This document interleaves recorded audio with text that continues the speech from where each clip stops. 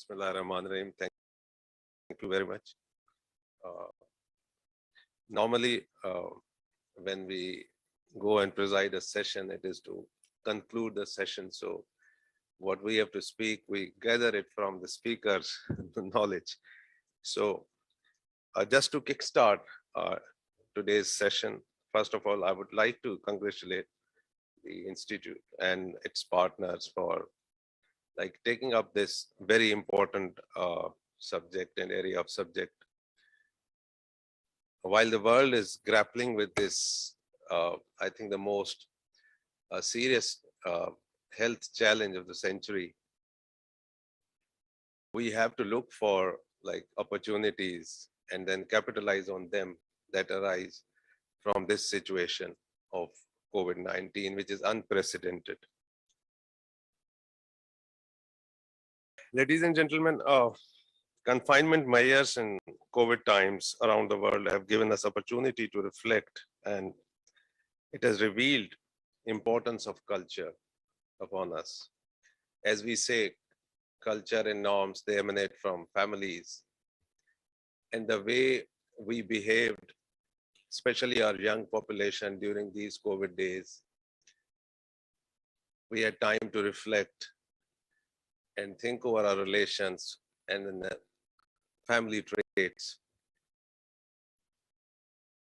It has taught us new lessons, especially of staying physically apart, yet staying together. Secondly, when I look at culture, we look at it from two angles. One is culture as an industry, cinemas, theaters, arts councils, which we deal with. And then intangible aspect of culture also. Family traits, family gatherings, right from weddings, when the child is born, to funerals. We had a different view during this COVID situation, and I think somebody needs to document it also. And this is probably, as far as I know, the first conference which is taking place. So it will go a long way in documenting it, how the traits and norms changed during these 2 years. One more thing which personally I think we learned was, as in Professor Robert Putnam's words, going from bonding to bridging. We had become an inclusive society. And this was the first time, like I live in Karachi, that I had time and I actually considered and figured out who lived next doors or next street. Normally, I live in one street and there are few households and we know each other, all come from bureaucracy. But who lives across the street? We didn't even know, although I've been living there for decades. So it opened us, I think, to bridge that gap between two different segments of society.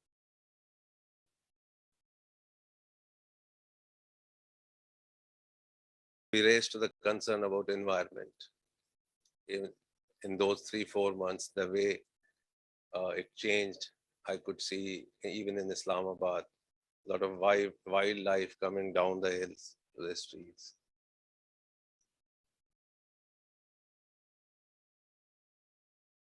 Just to summarize it, I won't take most of the time. Actually, we have, I see, very accomplished speakers to follow. I think we have to look at the positive side also, the lessons learned, while we have to fight it out, but the lessons learned during this pandemic, how it brought us together, how it brought the first world and third world together to rise to the situation, newer challenges, and then look for the opportunities that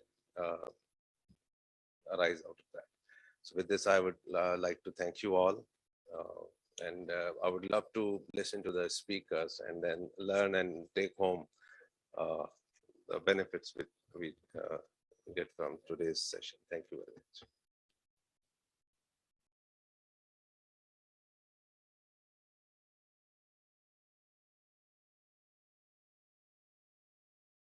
Thank you, Mr. Shah, for your remarks. We'll now hear from our keynote speaker, Ms. Brigitte Lam, country head of FNF, who couldn't join us in person today, but she is here with us online. Yeah, good morning and hello from Kathmandu in Nepal. I do hope you can hear me well and that we don't have any connectivity issues. As we already mentioned, we live in different times, but I think one of the big learning experiences that we've all had is that we are now much more proficient in using Zoom and the digital means. And it's now much more common that you have hybrid events where someone cannot join you in person and at the same time you can be part of it. So that's at least, I feel, one of the positive learning experiences that we've all had from this pandemic, and also the realization that we need to invest in these new infrastructures and technologies.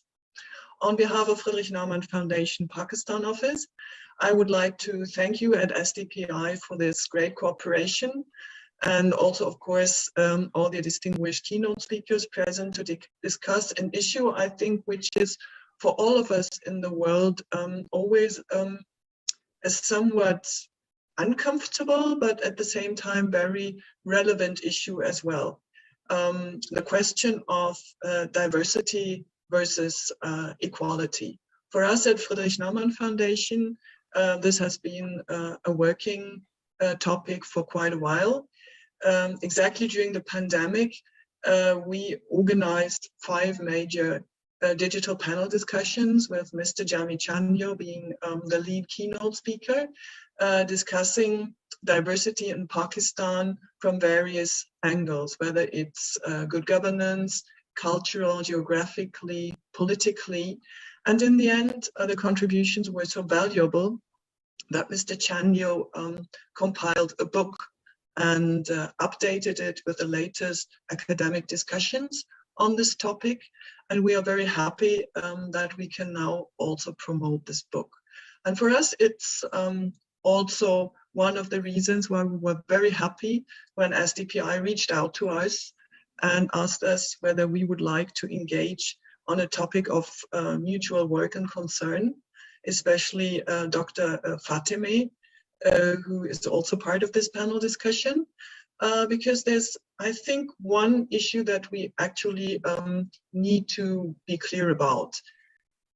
Not only Pakistan is a diverse country, we as individuals, we are also very diverse. We have different identities, whether we are a family member, as women, as men, as professionals, as nationals of a specific country or of a region, and we have different aspirations, we have different talents.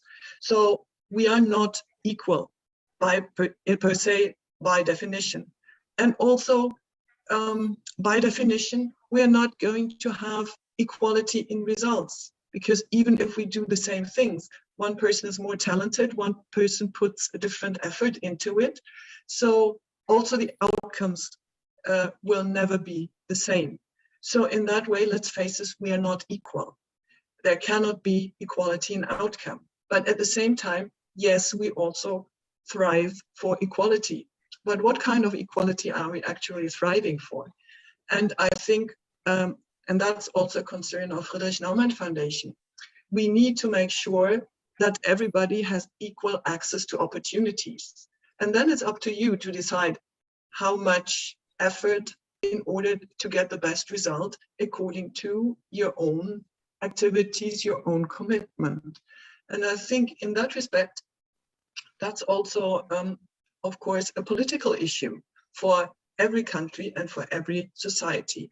How do you actually make the best use of the different talents, the diversity that you have in your country, but guarantee equal opportunities to all your citizens and the people who live in your country to make the best use of it? And in that way, we at FNF feel that diversity is actually a great asset, because combined, we have so many different talents and people can actually work complementary. And in this way, giving opportunities to people actually equals to making the most out of the diversity that your people actually represent. And in that way, I feel it's a very relevant debate. It's a debate also how we actually frame diversity in political and administrative terms. And I think as a governance issue, we need to understand that diversity, also cultural diversity, is actually a positive asset for society. It's nothing that you have to be afraid of. It's actually a treasure that you can build upon. And from that side, I'm very happy that we are having this debate now. And I wish you and all our panelists the best and a very fruitful debate. And I hope that you have also a lot of participation from your audience. Thanks a lot. Thank you, Ms. Lum. When we talk about the culture, the importance of festivals cannot be underestimated. Festivals are an expressive way to celebrate our glorious heritage, culture, and traditions. They contribute immensely to social cohesion and also stimulate economic activity. The pandemic caused festivals around the world to be cancelled, hurting both social and economic activity. In these times, Lahuti, a Sindh-based organization, felt it was more important to continue with its annual Melo and offer music and joy at a time when people around the world were struggling to cope up with life. Despite the challenges involved, Lahuti Melo went digital and provided a platform to over 50 musicians who otherwise had no or little means of earning during COVID. Please join me in watching the highlights of the festival, which was made possible with collaboration of FNF.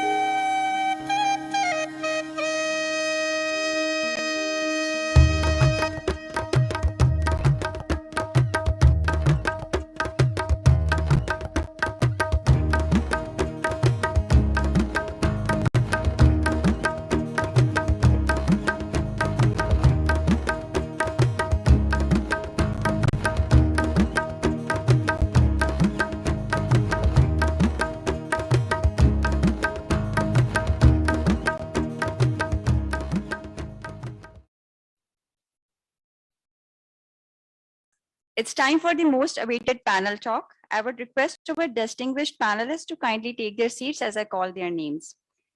Our first distinguished panelist is Mr. Jami Chandu. Jami Chandu is a renowned writer, scholar, and activist. He is the executive director of Center for Peace and Civil Society, a think tank based in Pakistan's Sindh province. He has worked with many national and international think tanks, universities, and civil society organizations as a resource person, visiting faculty, and political consultant, including FNF. Our second distinguished panelist is Mr. Yas Sheikh. Mr. Yas Sheikh is a professor and a dean of one of the most prominent universities in Pakistan, Shahid Zulfikar Ali Bhutto Institute of Science and Technology. He's a staunch human rights activist and has authored more than half a dozen books, including Strangling Liberty, Media and Distress in Pakistan, Back from Brink, India-Pakistan Relations Revisited. Dr. Yas. Last but not the least, we have Dr. Fatemi. Dr. Fatemi is a visiting research fellow of the Sustainable Development Policy Institute and visiting faculty member of School of Politics and International Relations, Quaid-e-Azam University. As a political scientist, Dr. Fatemi has received numerous prestigious awards other than her many published research papers on refugees and Afghanistan-Pakistan region. She has authored a book about the role of intercultural dialogue in the foreign cultural policy of Iran and Germany. And she is also the mind and brain behind this session. So yeah, Dr. Fatemi.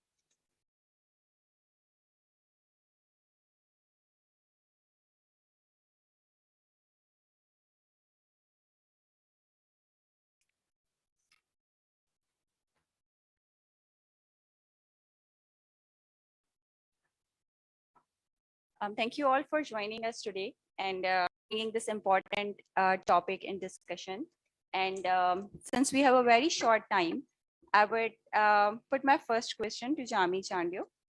And I actually call him Ada. So please let me call him Ada because that's I have grown up calling him. What's the meaning of Ada? It means brother, brother. And it's I a thought Sindhi it's word. Bhai. I thought Bhai is brother. In Sindhi, Ada is a brother. That's Okay, a so linguistic you see, we learned diversity. some new word. Yeah, Thank yeah. you. So that's the first.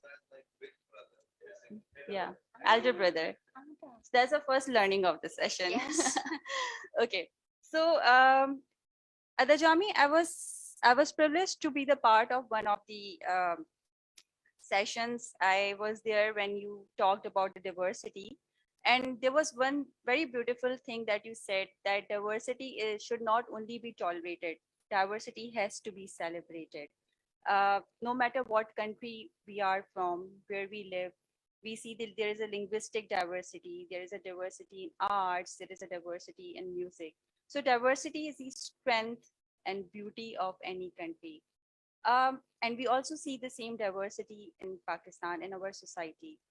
But this diversity is not represented on a political level or on a national level. So why this overwhelming diversity is a denied reality? And how can we turn this heterogeneity of Pakistan into an asset rather than being perceived as a conflict, or as a source of a conflict, or as a source of a rejection?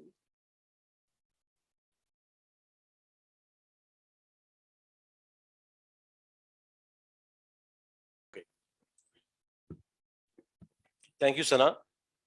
First of all, let me appreciate SDPI that they have taken up this theme of diversity as one of their core themes for this conference. And I must appreciate Frederick Naumann Stiftung as well, along with you, Dr. Fatmi, that FNF and you both did hard work to make it happen today. And this is not first time that we are having such kind of discourse. During last 2 years, FNF has continuously tried to create spaces for such dialogues and democratic discourses. And I strongly believe that if we look at the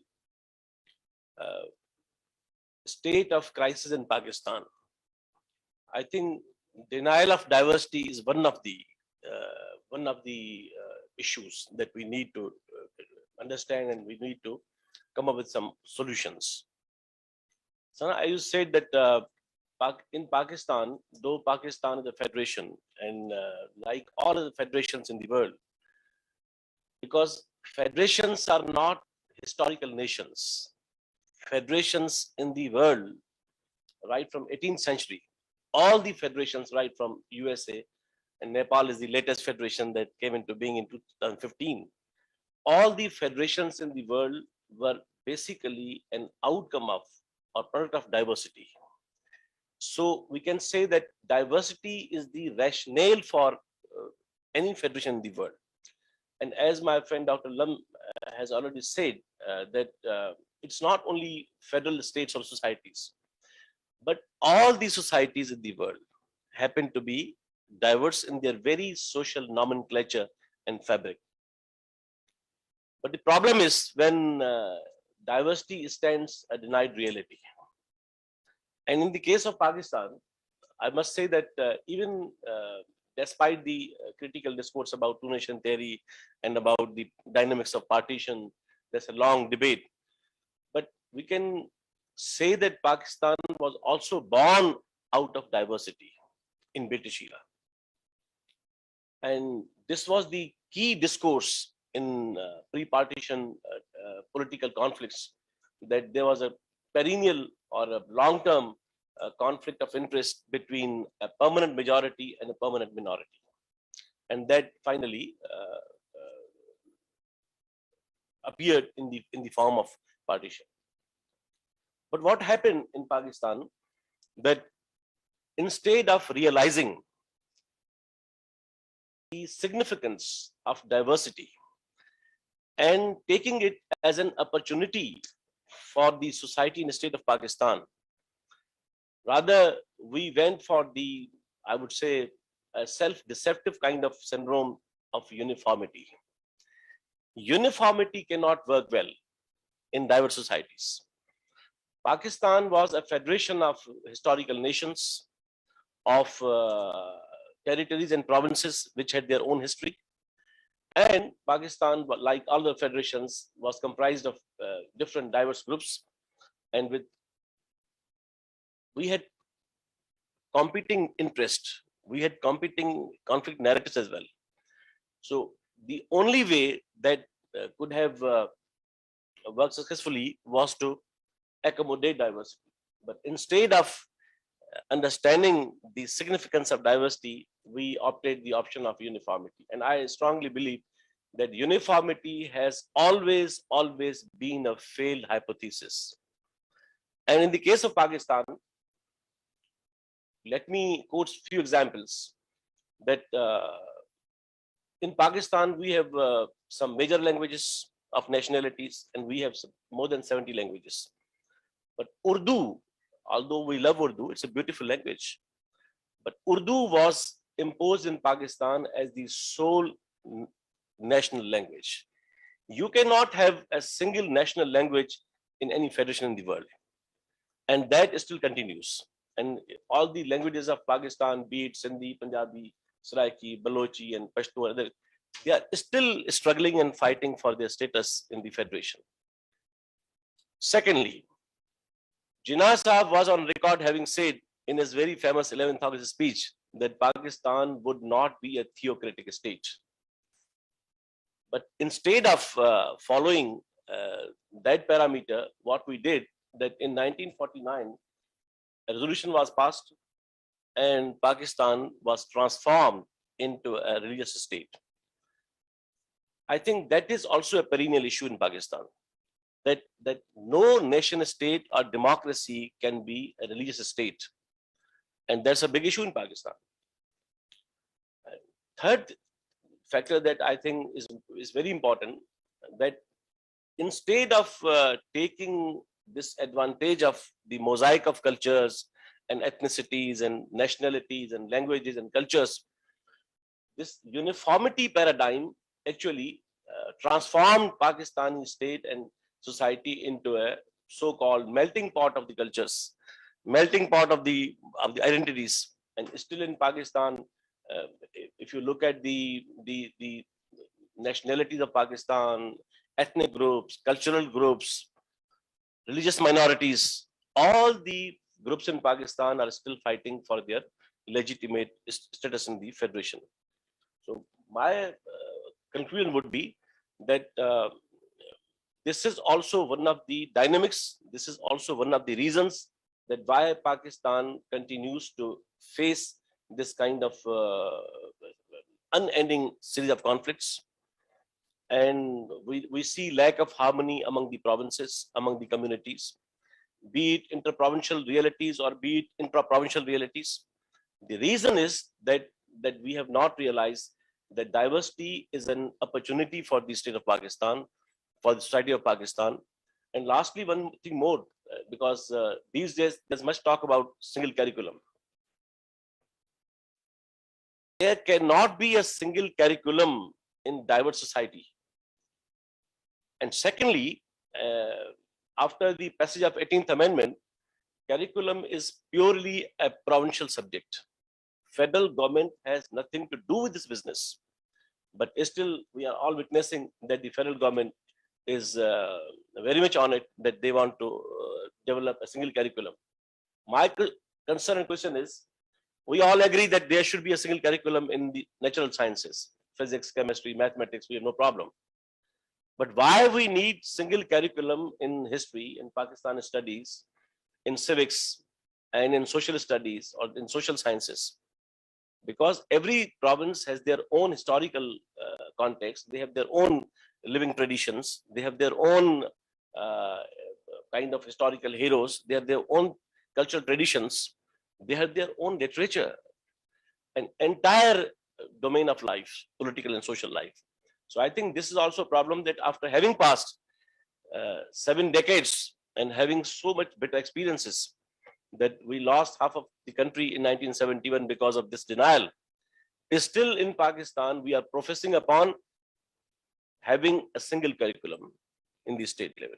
So my conclusion would be that Pakistan can never be a successful federation if it continues to be a non-secular state, if it continues in the state of denial of democracy, if it continues with the traditional failed mindset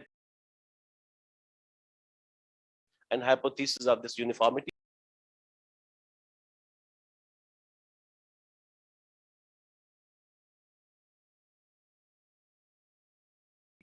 We need to realize that Pakistan is a combo.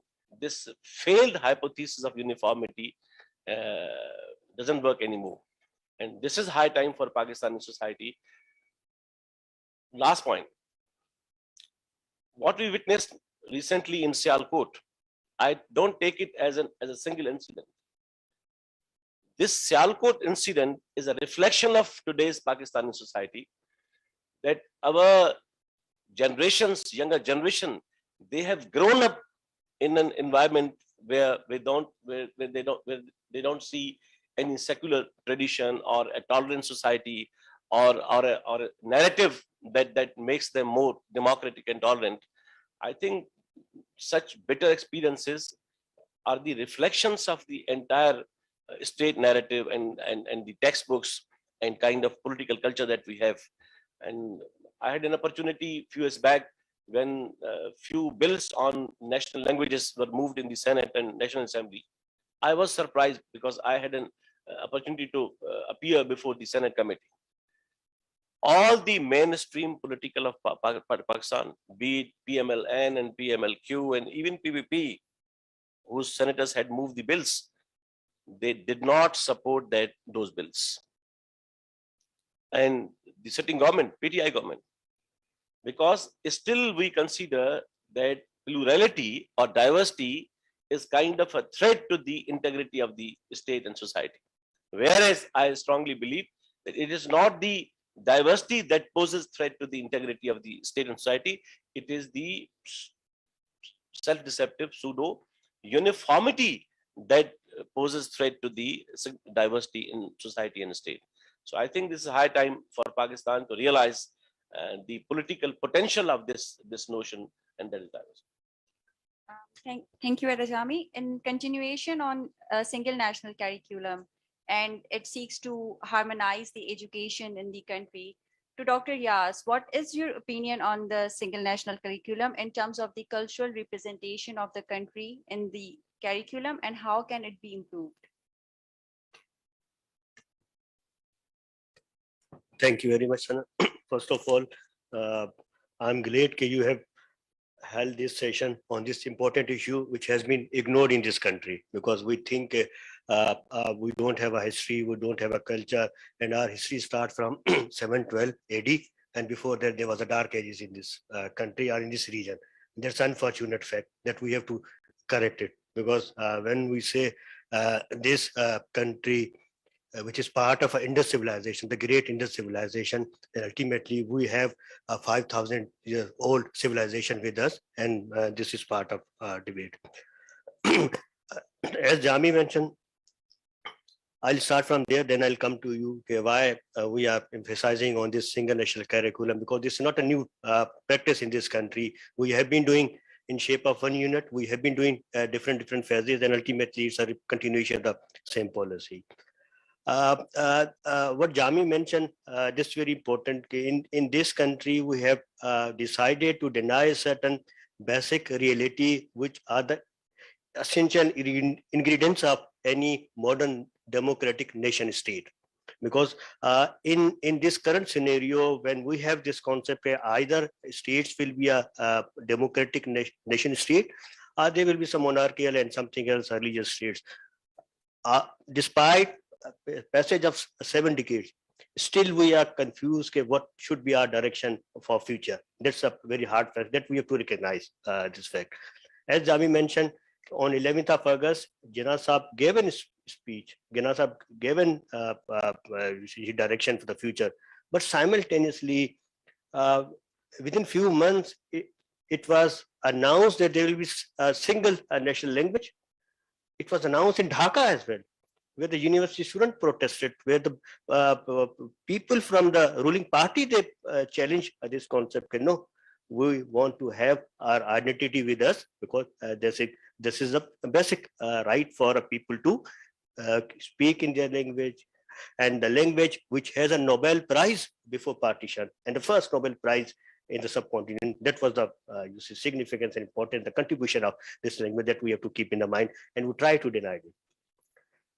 There has been long debate on this issue, whether we can keep this country united, as Jami mentioned, by keeping artificial forces together, or we can rely on the natural forces which can unite this country as a modern democratic nation state. I'll just refer to 3 work that has been very prominent work in this concept. Sorry. Let me speak here, and if you have to, ultimately I'll go on. I don't know. Professor Hamza Alvi, one of the most prominent Marxist scholar, he wrote a wonderful paper, and he said his paper's name is Territorial Basis of Pakistani Nationhood. He said, instead of using religion as a uniting point, why don't you use territorial boundaries of Pakistan for the uniting this country? And you start from Gilgit Baltistan, or from where, and then you come to Thatta, where the sea meets with the Indus River. And his point of view was to see the diversity, because this part of subcontinent has lot of varieties. Along with this, they have a lot of connecting points as well. That is the point on which we have to rely. And I will recall Etazaz Ehsan's book, The Indus Saga. If you see, and you will find how common practices and something else have been mentioned in this book. And the last work, which has been mostly ignored in our country because it was published outside, and Professor Jasmine Hussein's work, and History of the Peoples of Pakistan. And she gave them this argument that we have to see what are the common practices which can unite this country. If you have a healthy Basant festival, we have many other festivals in other part, and that can be the uniting point for this country, where what Jami mentioned, the painful incident happened in Sialkot can be avoided, because you can include your youth and your next generation in those constructive exercises, which has been unfortunately shut down in this country. That is a painful thing. Now, coming to your actual question of single national curriculum, fortunately, unfortunately, this is the same hotel, and next room was the room where Shafkat Mahmood Sahab was there. And I spoke there, and lastly told me, you are politicizing this issue. I said, no, sir, I am not politicizing this issue. You have politicized this issue. After the 18th Amendment, as Jami mentioned, this issue has settled down.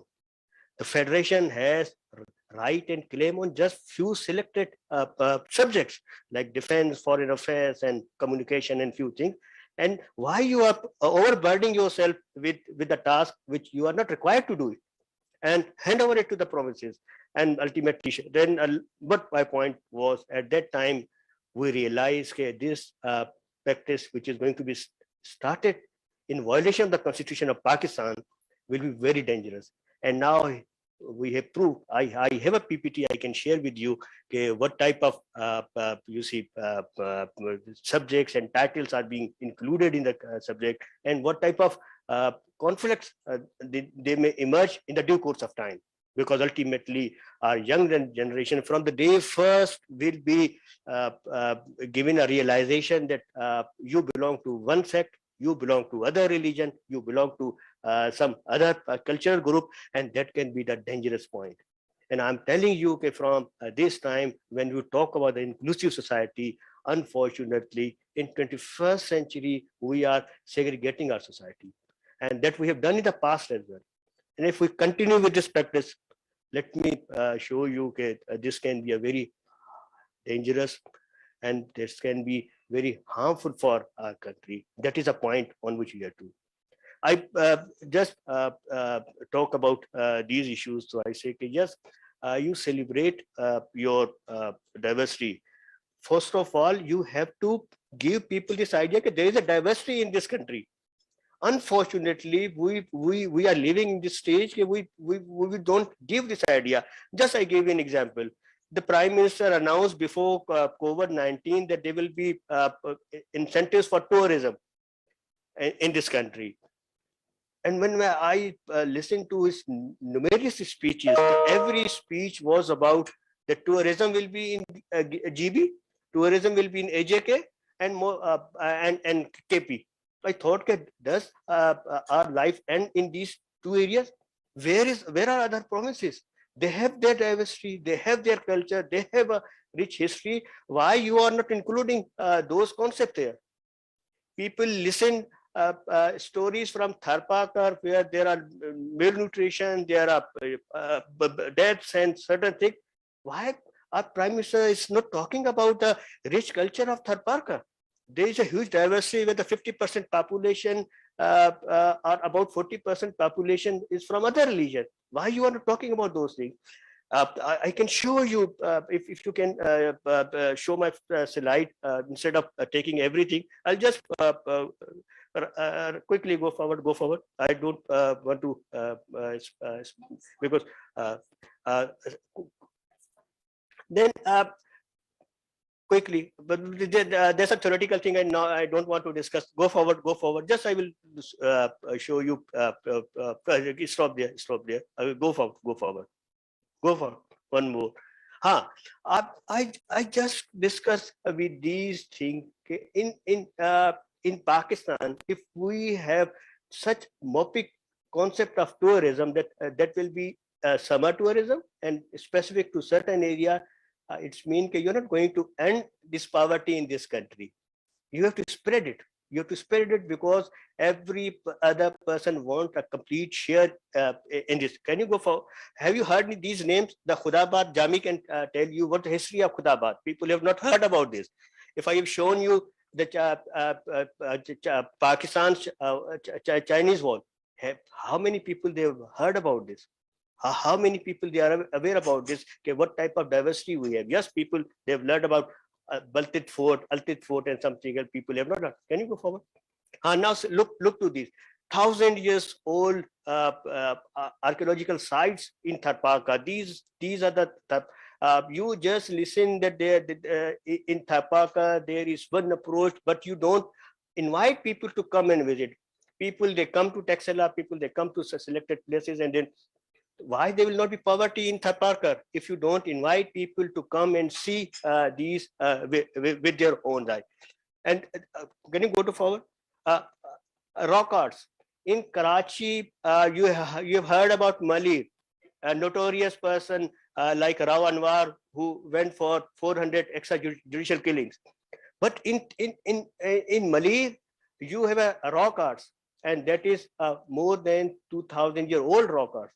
Can we invite people to come and see in Karachi? You just listen about beaches. Why don't you go for the cultural history and discover those things? Yes, a Sri Lankan person who was here as a guest is sharing the same history which we had previously. It is a Buddhist history. It is a Hindu history. It is something else which we should mention. Can you? My point is, why we can't diversify our tourism like this? Just focusing on summer tourism, just divert it to winter tourism as well. The south of the country is equally beautiful. People should come. People should see all these areas and then see how people they live with their perfection. Can you go forward? Now, this is a actual issue you raised at this point. I'm just showing you after the 18th amendment when the provinces was asked to design their curriculum syllabus. So I was responsible for designing the syllabus for Sindh province in social studies, something else. So we included these chapters. If you can see, these are in Sindhi. We showed all these religious places in our curriculum. Synagogue is there, church is there, every other like the Parsi people, they go to their temple, something else. And then on the right side, if you see, we showed all these religious festivals they are being celebrated in this country, which was not previously part of. Can you go forward? We showed all these things. Go forward. I'm just escaping because I'll be taking more time. Sorry. Yes, we had a challenging time as well. When we these subjects in a curriculum, people, they approach to us, and not to me, but to the government of Sindh, and then the government of Sindh face a lot of issues as well, and they remove all these things. These are not equal citizen, and ultimately I can't, you see, translate this will be very horrible thing. But later we say, no, we'll not compromise. We'll continue with this, and we will keep on maintaining all these diversity in our curriculum. Can you go to forward? And now look at this debate. What Jami mentioned on 11th of August, when Jinnah Sahib openly said, you are equal citizen, you are free to go to your churches, you are free to go to your temples. After this teaching, this line is very, you see, alarming for us. Why can't we mention that we can have a unity as a citizen of Pakistan? What is my sect? What is my religion? That is my personal issue. It has nothing to do with this. Otherwise, will we keep on observing what happened in Sialkot or other places? It will keep on happening. Can you go to forward? This is a painful situation, what the single national curriculum is now reflecting. Can you enlarge it? कर सकते हो आप उसको enlarge? If you look to, this is an English book. This page is from an थोड़ा सा पुर कर दें. If you look to this English book, we have always been the student of public sector school, Jami, me, and most of the people, those who have been coming from the public sector schools, बड़े आसानी से पढ़ लेते थे. Everything was very calm. There was no difference. We used to write PHU, Prophet, peace be upon him. And that was a simple, because for English, student must learn things in English. And you have Urdu or Sindhi books, ultimately things should be. I'm not looking to this debate where in a class in Tharparkar, where 50% students are, 70% students are the non-Muslim students. Can you think that they should be exposed to these type of things? This is a single national curriculum which is being imposed, and Punjab has already introduced. In Sindh, we have said, no, it's a provincial right, will not introduce it, because we think there are serious nature of problems and issues involved in. And lot of topics which should not be the part of the general discussion, because we said you keep all religious discourses for religious studies courses. Don't mix these things with the real life, because once you open this discourse, you have no idea what type of discussion the class will take place, and what type of mindsets will appear in these classes, and what type of conflicts. I have an idea. In Multan, there is a professor named Junaid who is behind the bar for the blasphemy, which have no sound proofs for this purpose. My point of view is with the passage of time, instead of celebrating our diversity, we are unfortunately moving towards a society which is becoming more mopic, which is becoming more monolithic, and that is be dangerous in the coming days. It's a time like these sessions should be held every corner of the country. Debate should be generated. Media should raise these issues instead of keeping these real issues under the rug. That will be a turning point. Thank you very much. Thank you, Dr. Yas, for a detailed answer. So as you said, on a political level, cultural diversity is often used to give a certain outlook, or to gain, for the campaigns, or to gain the political power. It is not used in the wider political debate, or it is not reflected upon when developing policies. So to you three, how can we ensure that our policy making is more representative of and reflects the cultural diversity that is present in the country? You would like? Anyone? Or Dr. Fatmi? Okay. I think in the context of both talks, let's now come to some very pertinent aspects of this whole discourse. And I see now galaxy of youth and students in the hall as well. I strongly believe that we need to make a departure from this already failed and contradictory state narrative of uniformity. State narrative of uniformity has virtually been failed during last 7 decades. And we can see the consequences in the country at all levels.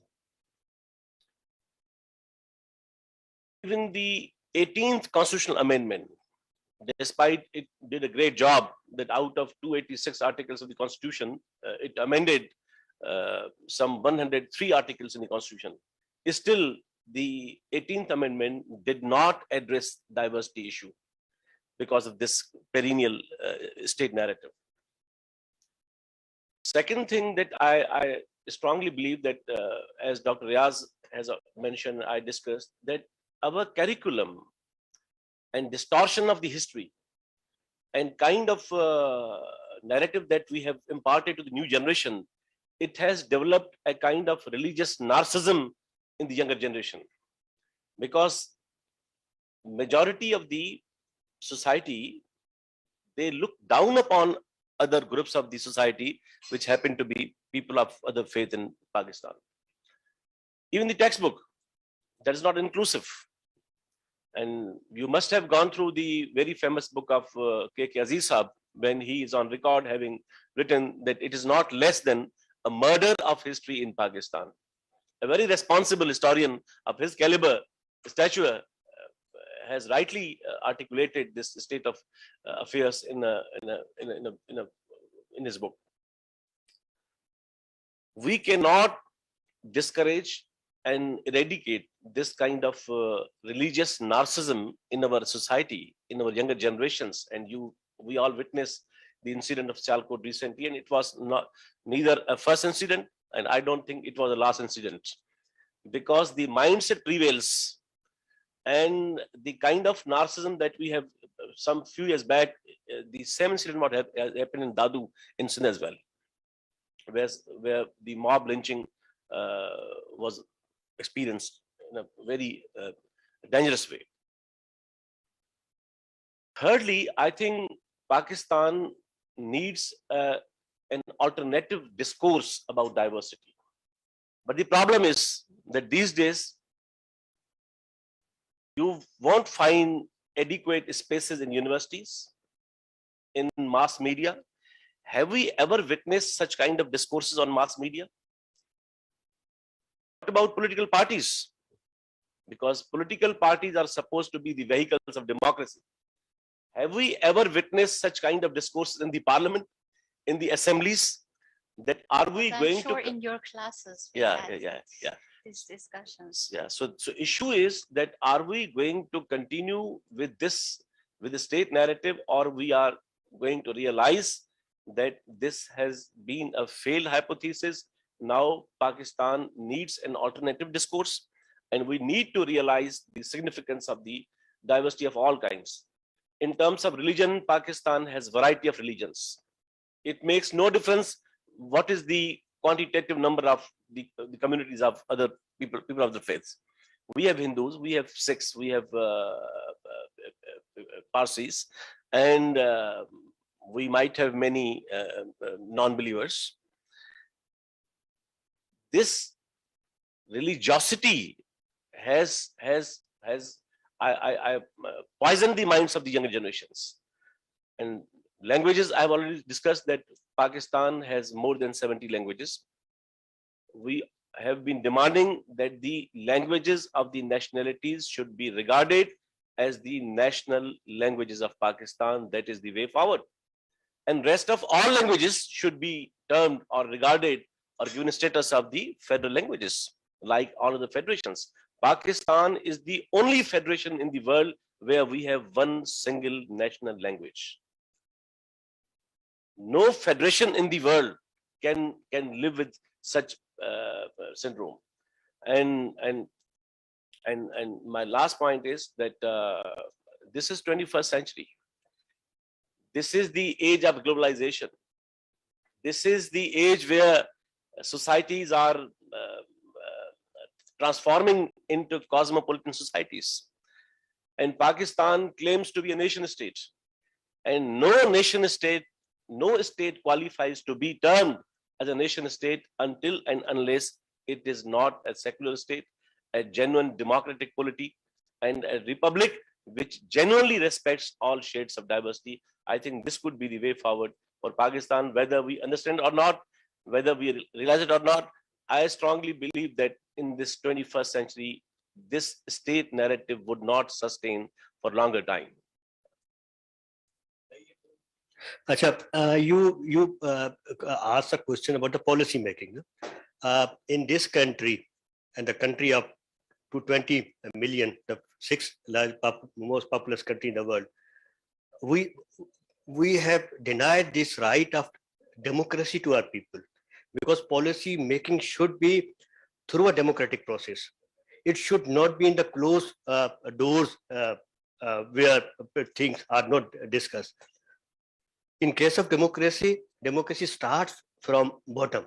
I was doing a field research for a democratic student federation movement which took place in Pakistan in the early stages in 1953 to 54, where a lot of students, they were arrested for demanding their rights. And one of the most prominent name you all know, Dr. Adib Rizvi. Dr. Adib Rizvi from SIUT. In the early stages, he was arrested and he completed his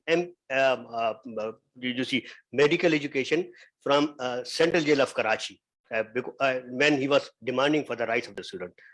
Our point of view is that until you have an open society in this country, where each and accountability process should be done through the people's process, until you can't have a genuine state. My second point is, through this curriculum or through these policies, can we be part of the global community in this age of globalization? Can we invite any investor to come and invest in Sialkot when you are doing a lynching and burning people alive? Out of question. It's meaning you will be becoming an isolated society in the world. People will not like to see and share with you anything. That is a point. And a point is in age of globalization, you have to live like a global citizen. And the global citizen means the Charter of UN 1948, which gives some understanding about the rights, which gives understanding about the acceptance of the culture and diversity and everything, the differences of opinion, something else has to be accepted. If we keep on, deviating from these global norms, then situation can be what we are doing right now. And like Shasap mentioned in his speech, the social capital. In this scenario, your diversity can be your social capital. It can be the point of bridging people together. It may be the point keeping people closer to each other, understanding what diversity can play a positive role in the development of your society. And unfortunately, you will be glad to, when I was doing a research work, I told you in 1954. I hope these are the younger people, they must have heard about the name of Syed Suleiman Nadwi Sahab. So in Pakistan studies class, people must be known. Suleiman Nadwi Sahab in 1952, he gave a noble idea, and he said, why there is a conflict on language in this country? As Jami was mentioning, a single language. He said, okay, avoid this, and there is noble solution for this. Instead of talking about Bengali, Sindhi, Pashto, Urdu or something else, why should not introduce Arabic as a new language in this country? And that came the uniting point. I was astonished. At that time, Bengali students, they were astonished. What type of idea you're giving? We have a languages which have culture, rich culture, history, everything, and you are saying that we should fold everything and introduce something new. If you have these ideas in the closed door discussions and try to impose, then ultimately you are denying people's participation in the process. And when there is a denial of the people's participation in the process, then you have these type of decision in your hand. On one day you have one decision, on another day you revise it. Sorry, I took more time. Thank you, Jami and Dr. Riaz, and we have kept Dr. Fatmi quiet for a longer time. My next question is to you. Do you like to add? Before you ask question, I just want to use my time. And I want to ask you, please, again, we hear about, because I think this is very good fit to talks of Mr. Jami and Dr. Riaz, that what's the meaning of diversity of cultures in Pakistan? And one of the very, very neglected aspects of culture of Pakistan is its music. it's colorful, music. It's a Sufi music. It's Qawwali music. It's a different type of music. And maybe you could brief us now, like in 2-3 minutes, about Lahoti program, and then we see again the video, and then this is my right to get a question from you, and after that answer. But I really want to use my time to ask you to do that. Thank you, Dr. Fatemi. And Lauti is very close to heart initiative. We started it back in the times when the industry people, there was no proper industry where the folk music was, played, or it's like it was more of the commercial era. So in that time we started Lahuti, and the purpose of Lahuti was that we used to travel to different parts of Sindh, and we get to know about the instruments and the musicians, and we were surprised that they were not featured on any of the media. And when we spoke to the Fire Records at that time and the other labels that were there at that time, they refused to play any of the Sindhi songs on the national media. Now, unfortunately, we cannot see any of the channels that are broadcasting music, but at that time we have MTV, and we used to have a lot of other channels. So then we decided to come up with our own platform, an alternative stage. And the good thing at that time was that social media was introduced in Pakistan. It was back in 2013 and 2014. So what we used to do is that we used our technology, whatever the phone we had, we used to travel to the different parts of Sindh, and we used to record those musicians, and then we used to put their videos online. And that's where the youth got to know about those instruments, because there was no other way to promote those artists. I remember the first session that we did in 2013, we called Mai Dhai there. And now Mai Dai, everybody I believe in the house knows who Mai Dai is. But back then, nobody knew her. And when we spoke to her about her journey of music, that where was she hidden for all this time, she said that she was waiting for her husband to die so that she can play her music, because that was a restriction. So I mean, it's just not, there are other issues as well, there are societal issues as well, and there are the platforms that are not given to the regions and to the artists, and that's where we started that journey. And after that, I went to the Southwest conference in US, and now she's a big name. She has performed in on a national platforms at that way. And then in 2016, when we featured about 40 musicians who were never been to camera before, we were contacted by Pepsi MTV Indies, and they asked us to feature 40 of the Pakistani musicians, the indigenous musicians, on Pepsi MTV Indies India. So that's where Lauti got its international recognition, and now everybody knows its name. We organize Lauti Melo, which is the biggest music festival of Pakistan. It brings the people from all over, not just the Pakistan, but from the different parts of the world. And it's also helping in the economic stability of the city, because when these artists come, when these guests come, we do not have any guest houses. The city goes completely booked. So and then another important aspect is that we never brought Lauti out from Jamshoro or Hyderabad. We always kept it there, because these bigger cities always have the festivals. We have a lot of festivals happening in Lahore, we have festivals happening in Karachi, in Islamabad, but not in Jamshoro, not in Tharparkar, not in the other parts of Sindh. So we decided that we'll keep this festival in our city. We will ask the world to come to Jamshoro to experience the music, to experience its food, to experience its historical heritage, but we'll not go out of the city. So that's the musical dimension. I do agree that it's not represented on any of the national even in the national arts. Our languages, as Jami said, that has to struggle with that. But I mean, on a personal capacity, this is what we can do. Yeah, thank you. Now I'm a little bit moderating it. Can we see again? Thank you very much, because this is a very, very good example of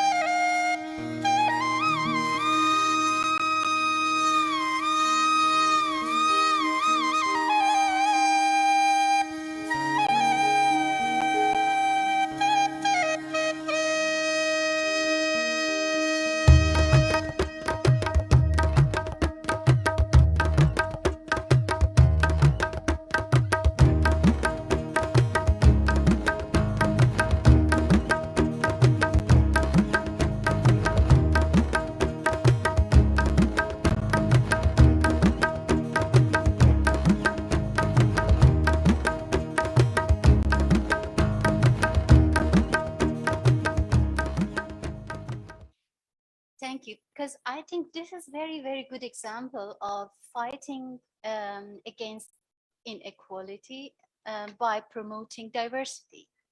Because when we talk about inequality, we have to be precise, because inequality in what?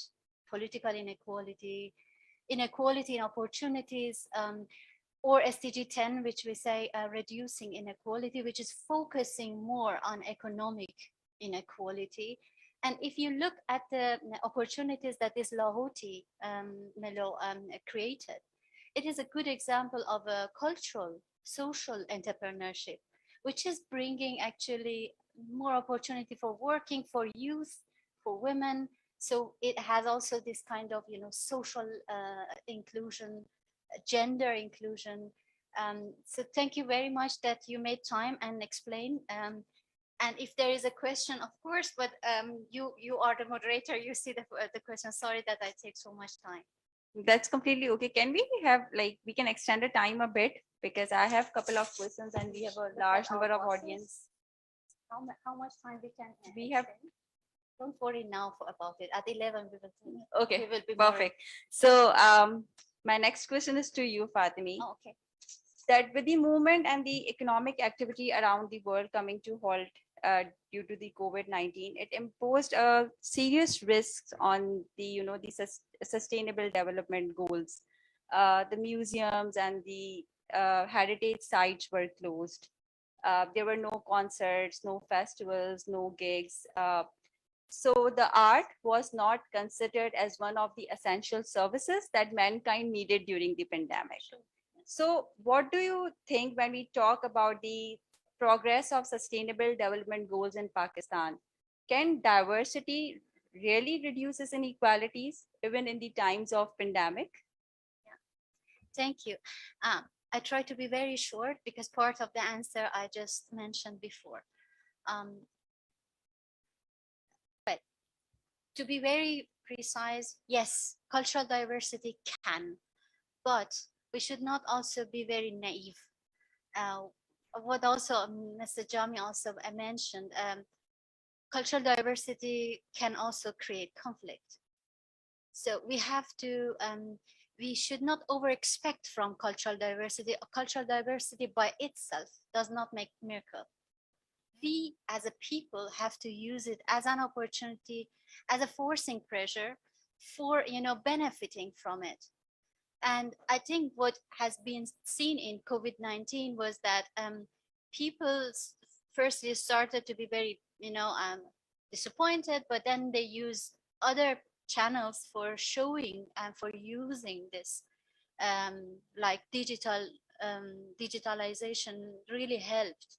You just now mentioned about the Laoti Melo, how they use social media. And of course, in Pakistan, many now we have also lots of young generation, young people here. My students, I think, knows much more than soft power and soft skills and smartphones than their curriculums of their books. So we have we have a generation which is using more and more and discovering and exploring more and more digital skills, and that was very useful for bringing the music, bringing the art to virtual space. So that was one of the good one of the proper area of using this cultural diversity. Cultural entrepreneurship was another. Tourism, of course, it's just very much suffered, but we had new innovation. For example, in Germany, I know that in Potsdam we had a virtual tour of cities.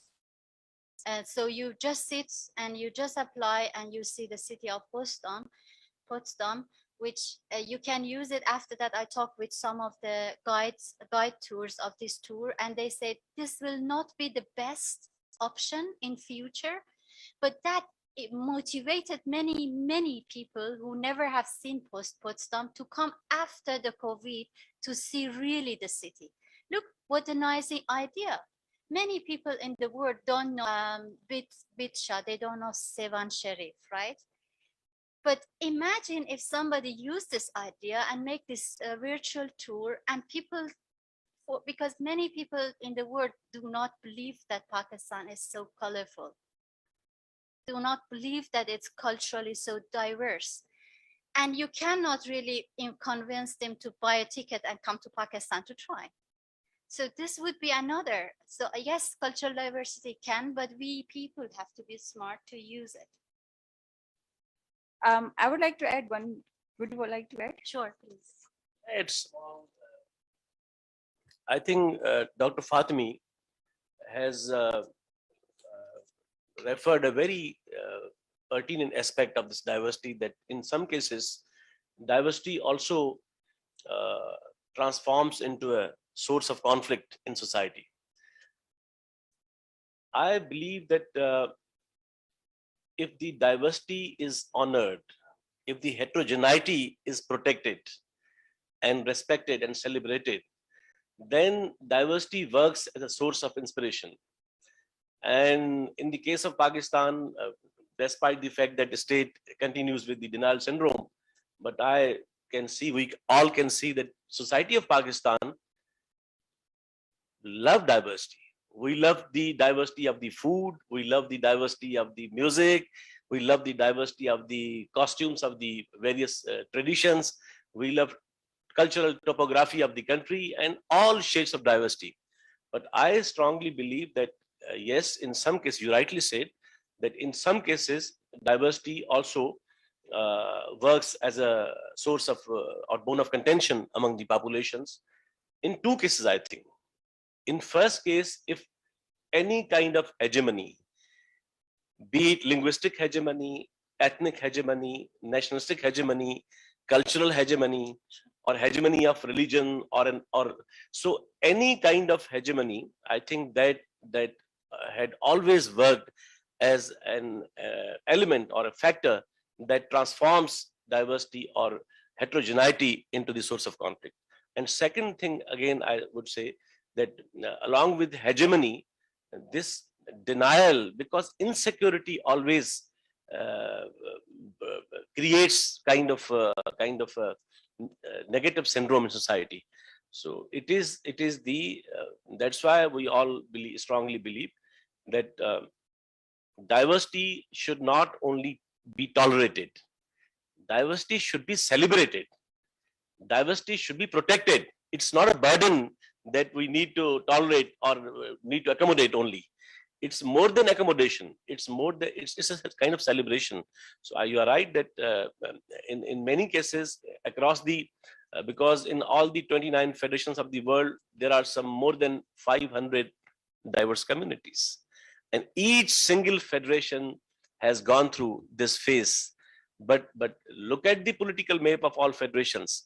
Those federations which have realized the importance of diversity and they have honored diversity and they have protected diversity, then they have transformed it into an opportunity.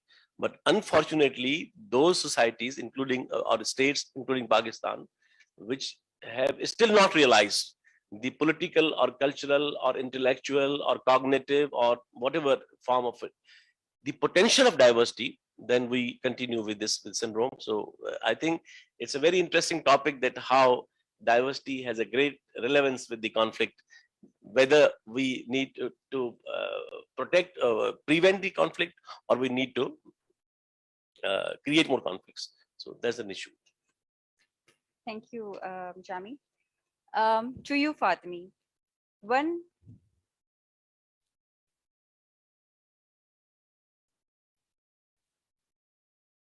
While responding to her pertaining question, as Jami has already mentioned, this diversity sometimes leads towards creation of new identities, because this gives a consciousness, like how us and them. I do recall Sigmund Freud's concept when Freud was dealing with this nature of conflict within the human personality and human personality. He said, there are two options. One is either you take it as a challenge or you take it as a threat. A threat and challenge discourse is a very important. And then issue is what opportunities you create for the fulfillment of needs of the people at that moment. That is a point. As you mentioned, yes, it can create problem, but as Jami mentioned, there are lot of other means to handle this problem. This can be tackled with multiculturalism, and many issues can be considered as one of the reason. But outrightly denial of existence of any human being or a group, that is not acceptable in a human civilization. Adding on to that, my next question is very much related to what. Would you like to add something in that? Or? No, Okay. please go ahead. So my question to you, Fatimi, is that one of the Pakistan's biggest export is its labor. It's the destination country for many as well. However, the policy and the institutional framework has largely focused on labor immigration and not on the influx of refugees. The policy of having no policy regarding the refugee management does not only ignores the refugee and the illegal immigrant population in Pakistan, but also holds the country from mobilizing them towards achieving our development goals. To you, why is this so? And how can Pakistan use the potential of migration and refugees as a source of cultural diversity to reduce inequality? Thank you. Very, very good question and very timing question right now. Just want to connect it firstly to the cultural diversity that before that we talk about. Pakistan is not culturally diverse just because of having different ethnic groups by itself, you know, the very native population that it has, but also for, you know, migration refugees, which come like 40 years now. It's correct that having no policy is not a good solution. But also, I think that's very good that now we highlight the positive aspects, because always having migration refugees should not be considered as a burden, but also as, you know, you have to use the benefit because you can promote this cultural diversity, and which has been done, you know, even without policy, even without relevant legislation on refugees and incoming migration. We have the celebrated of this cultural diversity. If you look, there are reports which are showing that you know, a great portion of economic benefits, economic advantage of Peshawar is owing to refugees, owing to Afghans. And if you look at you know, many, you know, food culture, clothing pattern culture, music culture, sometimes it's very difficult to say, distinguish from which side of border we are talking. Is that really Afghan or is that really Pakistani? So much we have the interaction, so much it is interwoven. It's difficult to say who is what, because because this 40 years and maybe even longer history which is behind it, because once upon a time there was not important somebody is living in this part of border or the other side of the border. So we have it, and just imagine if we now recognize this cultural diversity by law, by policy. What will be then the advantage? We will have, you know, if the refugees or migrants have permission of work permission, even we are not talking about citizenship, just work permission. You imagine that how much this economic inequality can be reduced by, you know, bringing more, for example, taxes. That will be a benefit of Pakistan. That would be also a benefit of refugees and migrations. So so that again, I just return to your question that yes, that can be celebrated, not just by making projects for refugees, because project has an start and end. Project cannot be forever. Policy making should help. Legislation making should help, because these three are completing each other. Thank you.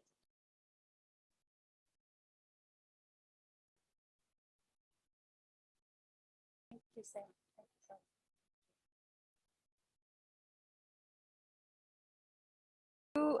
Dr. Yas, this is my last question to you.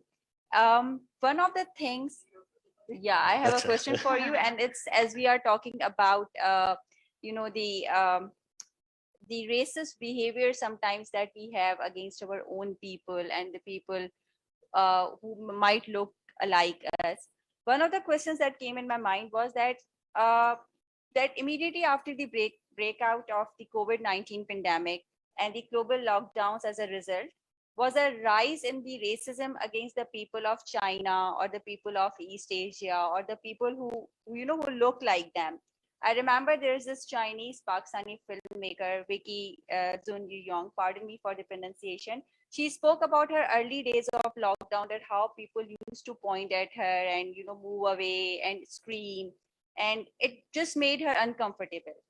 And the same incidents were reported by the artists in the people in the artists from the communities of Hazara and Gilgit Baltistan.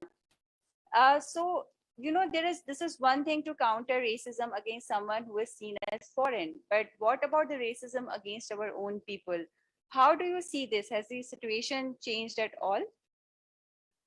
A very pertinent question, because when we talk about larger picture, we have to see things from micro perspective as well. In this country, we have been killing jokes against other racial groups without realizing that what type of postures we are giving to them. As you mentioned, COVID-19 emerged in Pakistan from one border. You remember people they came and people they stayed there at Afghan border, and lastly it emerged. One sectarian group was responsible for spreading of this. It was not the one sectarian group. It was the failure of the state of Pakistan who failed to handle this issue, because at that time they had no sense how to quarantine these people, those who are coming from other side of the border. It's mean instead of holding yourself responsible, you are scapegoating yourself, and then you are accusing some ethnic and other group for this purpose. Secondly, we are talking the larger picture, honestly speaking, because I feel very pinched when people they try to taunt some religious group, something else. Still, I don't know how many youngsters they've noticed this thing or not. Especially in Sunday's newspaper. Next time, at least you should observe this one. In Sunday's newspaper, when different vacancies are announced for recruitment, there are always janitorial services are mentioned. Only non-Muslim can apply for this. What type of society we have? How you can restrict the right of any person to apply for any job? You can't do it. Your constitution says that there will be no discrimination on the basis of religion. There will be no discrimination on the basis of ethnicity, gender, or something else. And this is the open violation of the constitution we are doing, and we are publishing in our newspaper and every Sunday, and there is no challenge to it. It's mean that we are creating a segregated society within our country, within the boundaries. And once a state I would not say willingly or unintentionally, if they are promoting one thing, ultimately doors are open. Then there is no end for it, and the people they do like this. Sometime even you heard the history in Kaiser University, there used to be some conflict on the basis of some identity issue on the basis of ethnicity or something else. So that's a point where instead of you see targeting other groups on the basis of their ethnic, that is the point where the social capital will come and handle it. Thank you. We will now take the questions from our audience, but before that, I would like to call upon the stage Mr. Syed Qasim Ali Shah, Deputy Executive Director, SDPI, for his concluding remarks. Mr. Shah has been working in the development sector over the 15 years. He has also worked with the United Nations World Food Programme, United Nations Development Programme, and the Action Aid in various capacities. He has also worked with the federal government in the Poverty Reduction Monitoring Cell in Planning and Development Department for the provincial government. Mr. Shah, please.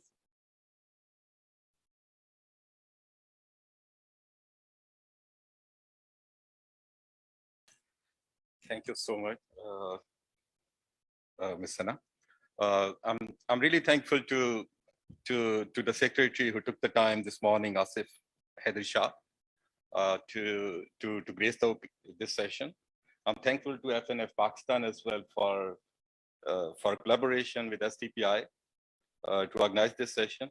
I'm thankful to Mr. Jami, Dr. Riaz Sheikh, as well as our very own Dr. Fatimi for organizing this session and for a lively debate. I have really enjoyed the discussion here. Since I'm here and I won't like to take much of your time, so I leave here with two messages. While I was listening the whole debate, I penned down one statement, and this is that the shunning the inequality is destructive, it's self-perpetuating, it's a spiral of a social polarization. Whereas, as we heard from the speakers, the diversity itself, it breeds empathy, it breeds tranquility. So the choice is ours.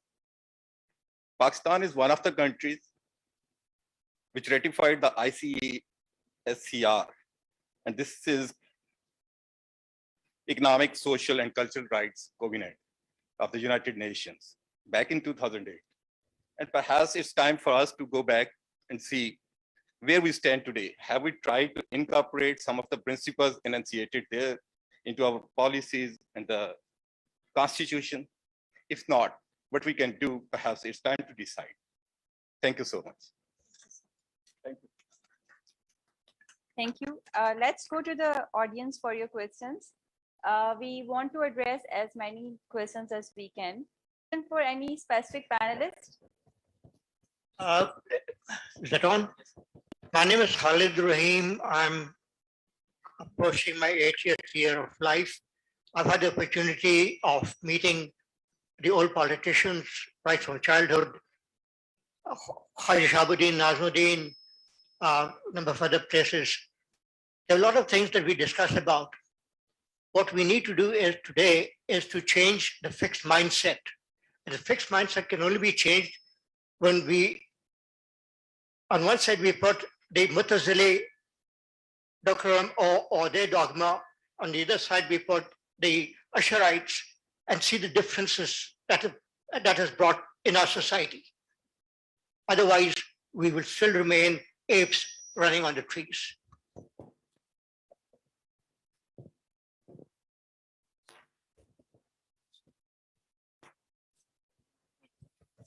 We are answering the questions now. Yeah. Any of you? Assalamu alaikum. My name is Assam Bukhari and I'm a student. Sorry, can we have the answer for the first question first?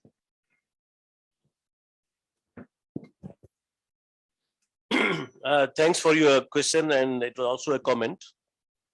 And let me respond to this question by referring the point that was raised by Dr. Birgit Lum in the beginning.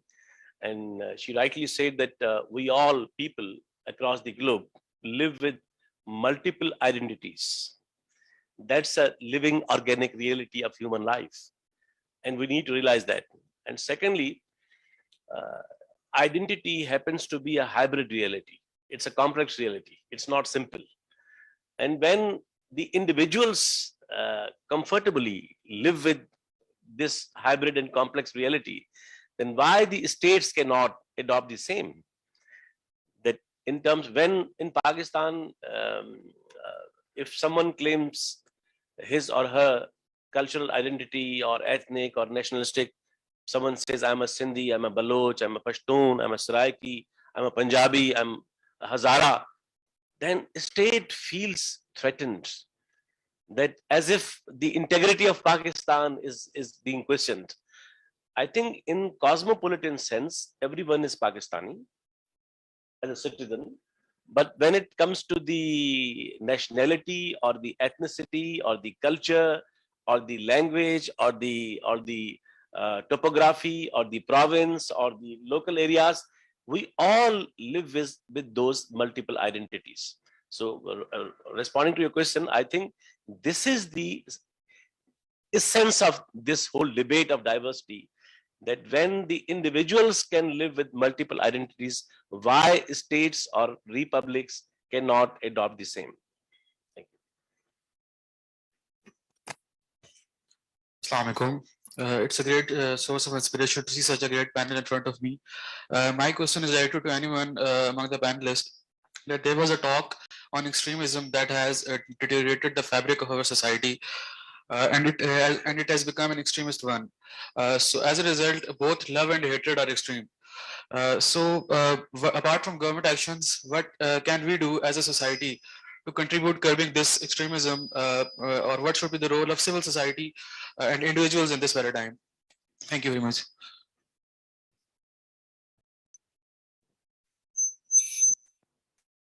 Achha, there are many dimensions of this issue, because this is not a linear issue which should be taken in this way. A state has to do something else.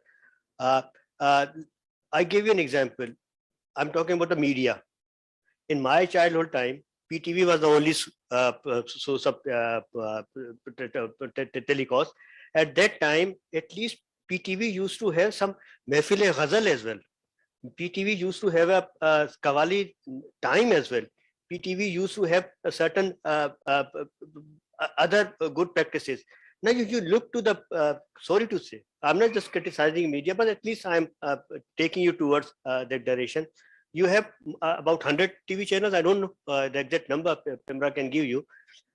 You see the transmissions. Just talk shows, talk shows, talk shows, talk shows, and talk shows on issues not related to your real life until you have been permitted to speak on this issue. Believe me, this Sialkot incident was blackout initially for several hours until it was realized that there will be international repercussions on this issue. And then you are asked to speak, and gradually you have to speak. And then people, they try to dilute its impact as well. So one is media. Media has to see this reality and see how a normal society can be created through these, issues. Second, as I mentioned your learning process, your cognitive processes have lot of impact on this discourse that has to be dealt with this. You talk about a civil society.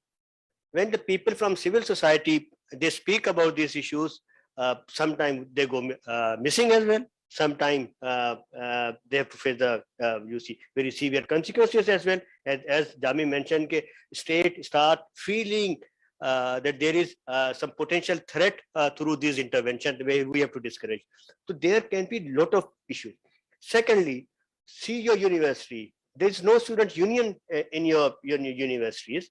All these political, generation used to come through this student unions, and student unions gave people an idea how to accommodate others' views. And if we have shut down this system, where this concept of this participation in something will come out, where a serious nature of discourses will take place.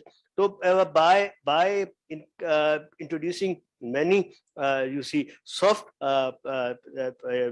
Fatih will be happy to say, listen this soft diplomacies and other things, we can include many gradual changes. And if we think every positive action is dangerous for the society, then wait for some other tragedy to happen in your country. That is a point I wanted to add.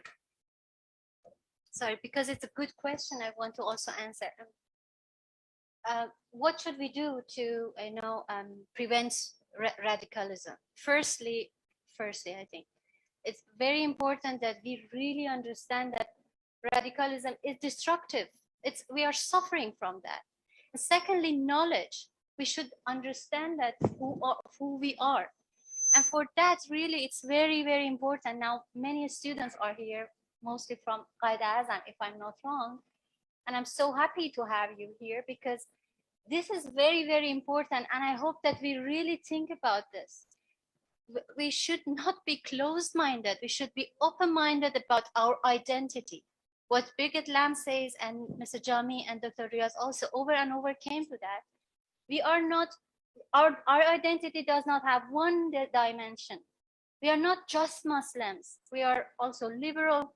We are also feminists. We are also, a teacher. We are panelists, moderator. These are all we are. And this is very, very important. Maybe you say now it's very obvious, but I think over and over we have to really think about it.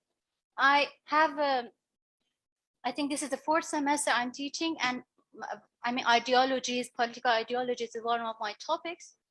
And we are discussing different ideologies, liberalism, feminism, multiculturalism, also Islamism. And I always come with this introduction that Islamism is actually no ideology, because Islam is a religion. So now at the end of the semester, who are you? And I get some answers. I'm Islamist. Are you serious? Is that, is that the best thing to introduce you? You can be a good Muslim, but you can be secularist, you can be liberalist, you can be feminist. It has nothing wrong with that. Nothing wrong with it. It has nothing to do with you not being a good Muslim if you don't say that I'm Islamist. So again, it's very important that we know that radicalism is destructive. And secondly, we really be open-minded about our identity and get more knowledge. We are actually running out of time, but can we take at least 2 more questions? Assalamu alaikum. My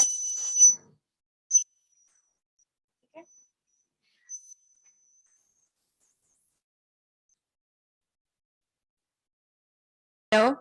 Assalamu alaikum. My name is Hirazia. I'm from Qaidism University, currently studying international relations. My question is related to culture and diversity, where I would like to ask, don't you think we are slowly but gradually abandoning our culture and diversity?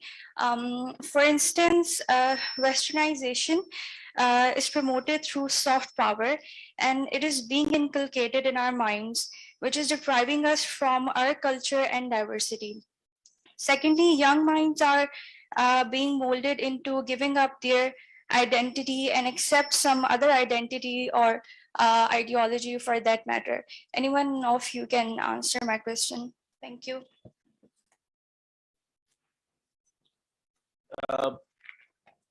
I think we have already discussed many dimensions of this topic. That what is the relevance of culture with the identity or with diversity?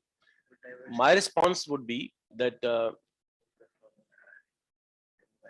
culture is purely a societal organic phenomena, and a state which is inorganic reality should have nothing to do with to deal with culture in the form of arbitrations, because I refer one saying by Churchill that war is too serious business to be left at the hands of journals. He rightly said in Second World War. I think culture is too serious business to be left at the hands of the states. So culture has its own dynamics, its own complexities, its own, and cultures happen to be autokinetic, autodynamic. They have they inherit tendencies to resolve their problems and complexities. So, but when the state makes deliberate interventions in diverse societies to create hegemony of particular culture or language or faith or religion or a particular narrative and mindset, then culture becomes a source of conflict. So my humble submission is that culture is totally and purely a societal phenomena, and let society deal it and accommodate it, and I'm sure that every society has a potential to overcome the problems and complexities that occur in society. One last question, but do we have any question online from the online audience?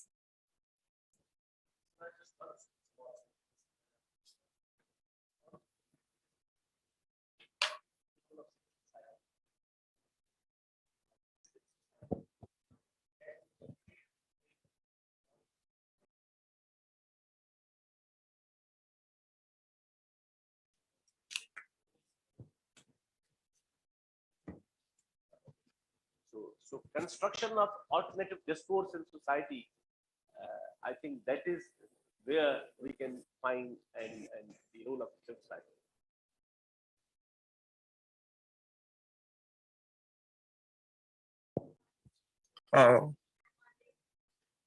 Assalamu alaikum. I'm Mohammad Allah Shakil from Qaid-e-Azam University, and I'm a student of School of Politics and International Relations. My question is,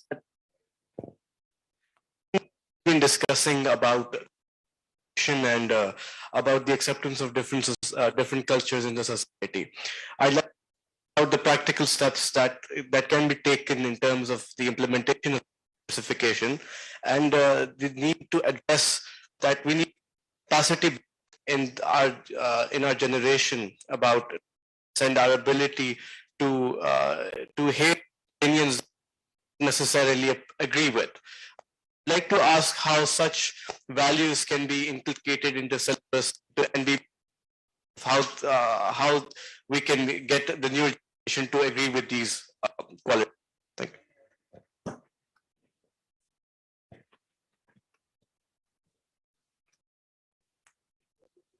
Yeah, we can.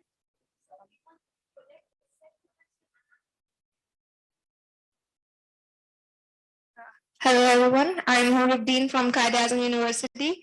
I wanted a perspective about one thing that, don't you think the two-nation theory was flawed itself?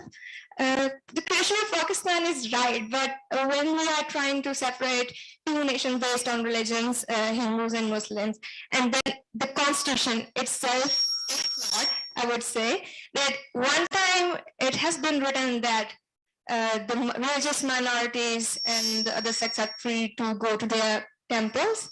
And then there is this religious hegemony where it is written that the president and prime minister should be Muslim.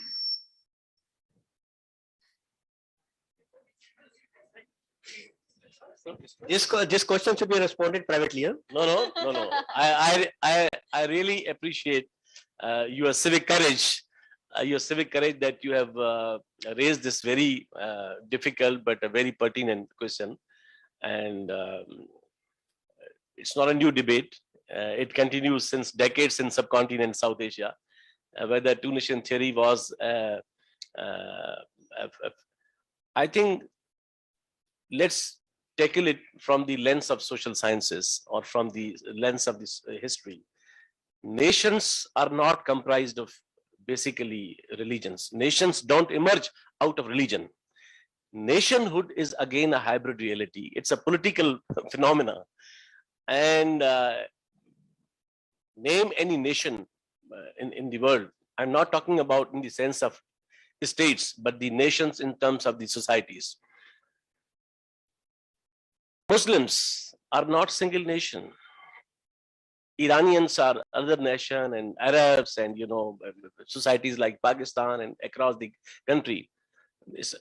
So I think this two-nation theory, and it's not only two-nation theory. Last night we were discussing. I honestly believe that we are the victims of two narratives.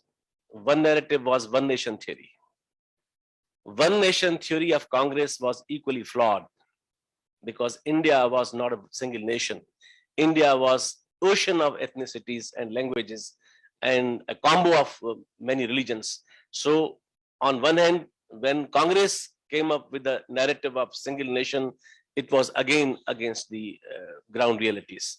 And when in response to that single nation theory of Congress, Muslim League came up after 1934 when Jinnah Sahib came back from the London, and he started his new phase of politics in subcontinent. He came up strongly with the narrative of two-nation theory. I believe it was also equally flawed. And both the narratives, the single nation theory of Congress and two-nation theory of the Muslim League, all the people of South Asia and the subcontinent are victims, and we continue to live with this, with the consequences of those two flawed narratives. And even Jinnah Sahib, let me say, because you have exhibited the civic courage, Jinnah Sahib's speech of 11th August, I can talk on this on any forum. And Jinnah Saab's 11th August speech was itself denial of two-nation theory, when he was on record having said that despite the religious belongings, all the citizens of Pakistan, they together make one nation. And this is how Jinnah Saab himself departed, made a departure from the two-nation theory. And now, and what an unfortunate reality of Pakistani state and society, that after having passed 7 decades, still we are discussing two-nation theory, single nation theory, because the state is still reluctant to make a departure from that flawed theory.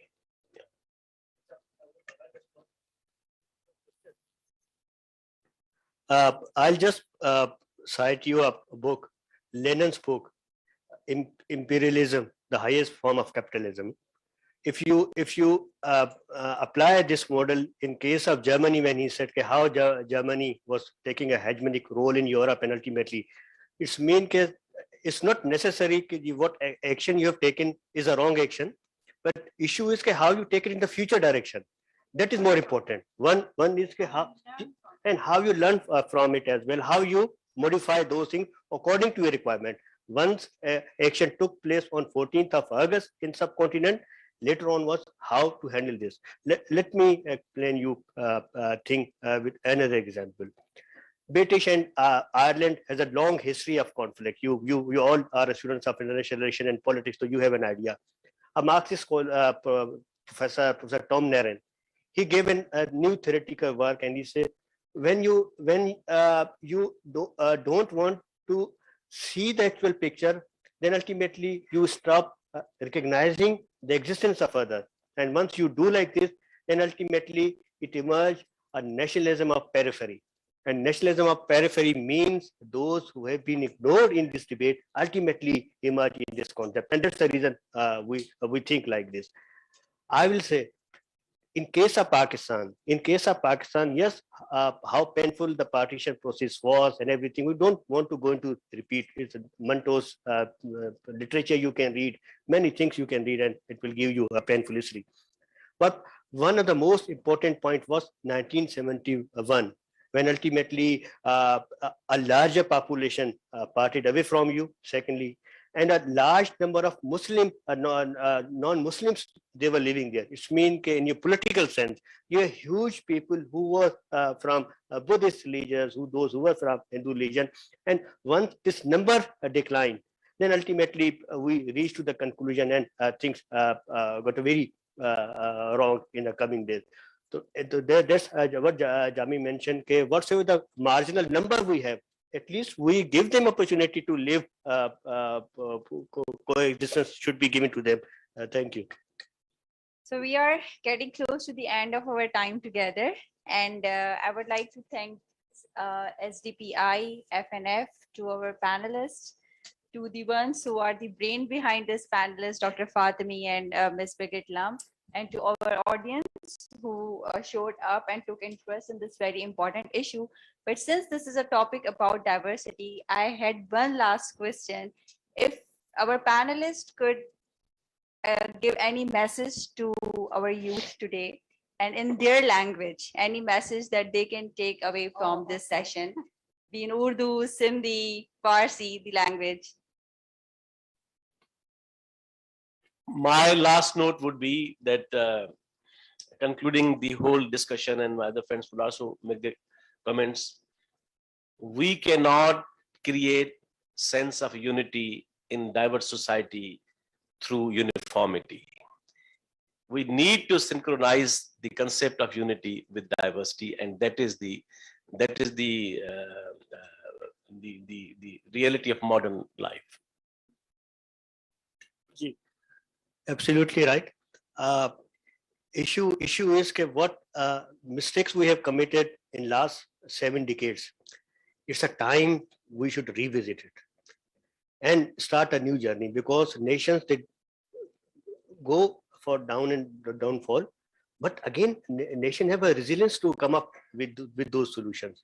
The problem is seriously we have to think, we really want to create a normal, democratic, open society, or still we want to linger on what is happening right now? That is a point for serious discussion. Thank you. I want to firstly thank all Mr. Jami, Dr. Riaz, you, Sana. Thank you so much. Thank you for all the students of Qaid Azam University today are with us. All my colleagues who spent time today morning from 9:30. Dr. Soleri, who is here, Mr. Qasim, who always supporting us from STPI, Birgit Lam to make it really possible for us, Amjad and Rabia from FNF. And I just want to say, let's, as Mr. Jami said, celebrate the cultural diversity. And in Farsi will be اجازه بدیم تنوع فرهنگی جشن گرفته بشه.